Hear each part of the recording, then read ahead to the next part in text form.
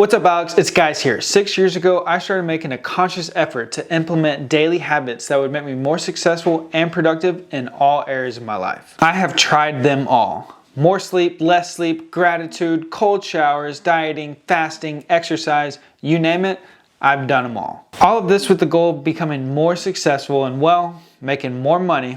And look, it worked. Okay, kind of joking there, but there are some habits that were and continue to be very beneficial for me. I'm sure you've tried some daily habits. Maybe they didn't work, maybe you weren't consistent enough, but you're here now and you're looking for the best habits to become a millionaire. Acorns, that's right, that Acorns came up with a list of 10 habits that all millionaires have. Since I've tried them all, we're going to review this list together and I'm going to tell you if they're good habits or a complete waste of time. Really quick before we dive in, I think a really good daily habit that you can implement right now is to hit that like button for the YouTube algorithm. All right, let's dive in.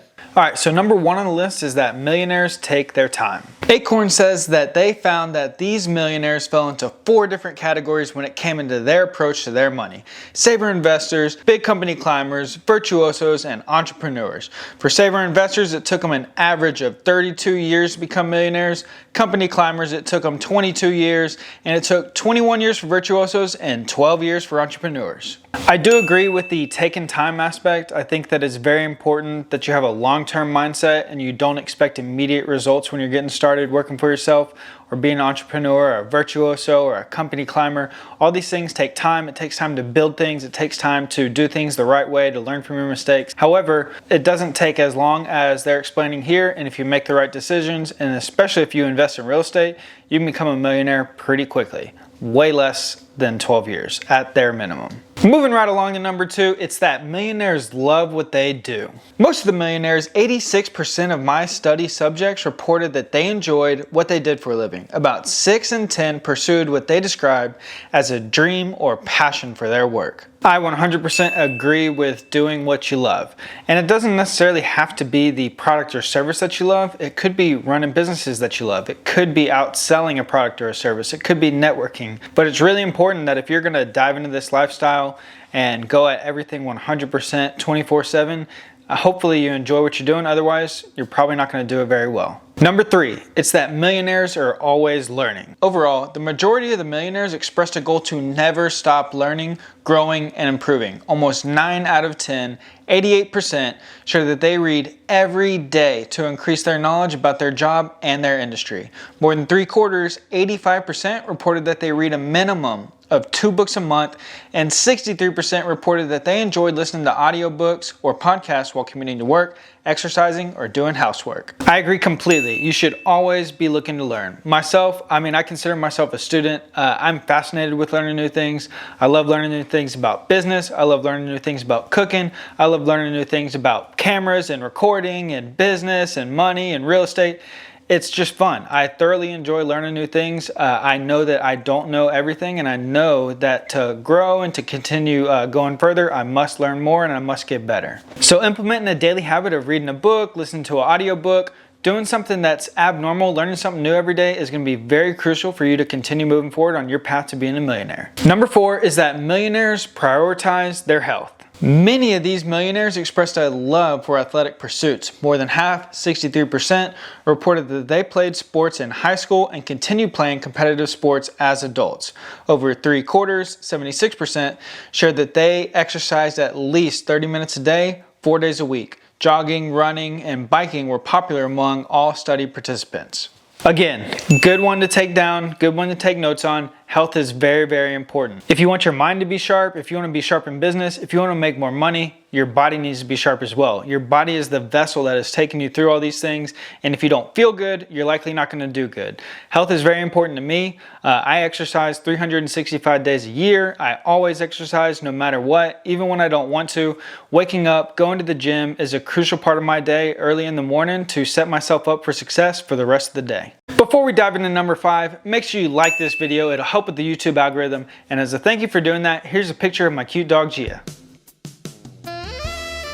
Number 5, it's that millionaires invest in their communities and they mentor others. Philanthropy was a big focus of the millionaires in this guy's study. Almost 3/4, 72% reported that they volunteer 5 hours or more a month at local nonprofits.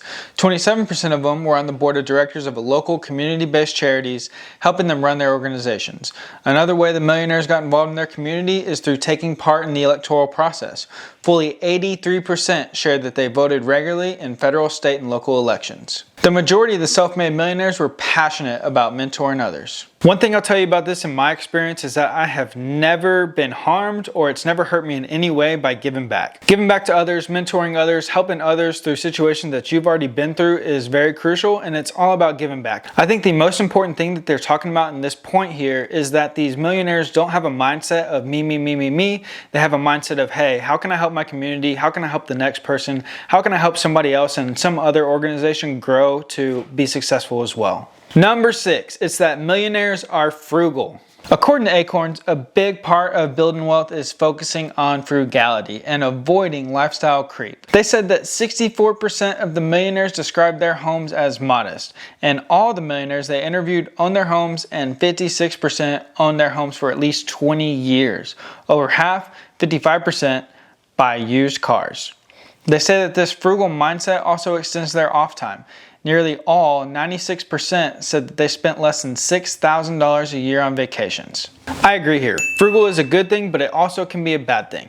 When I was getting started and when I was starting on this journey, I saved every single penny. I used to call my bank to transfer 38 cents from my savings account to my checking account so that I could buy whatever I needed that was 38 cents more than I had in my account, just so I didn't get tempted to spend any more money that was in my savings. However, I think it's very necessary to do that as you're building up, make sacrifices. I make sacrifices today. All the money that I make doesn't go into me personally. I don't have a nice car. I don't do this or do that. It all goes back into real estate. However, I think once you pass a certain point, it's not a bad thing to take some of that cash flow that you're getting from passive investments and spend it on things you enjoy. You don't have to be frugal your entire life. You don't have to live in a box and not enjoy things. It's about getting to that point, being smart with your decisions when they really, really, really, really matter. And then when you're at a point where you have some passive income coming in, go ahead and use that however you'd like to. Number 7 is that millionaires love to plan ahead. According to Acorns here, they say that 44% reported that they wake up at least 3 hours before their workday begins.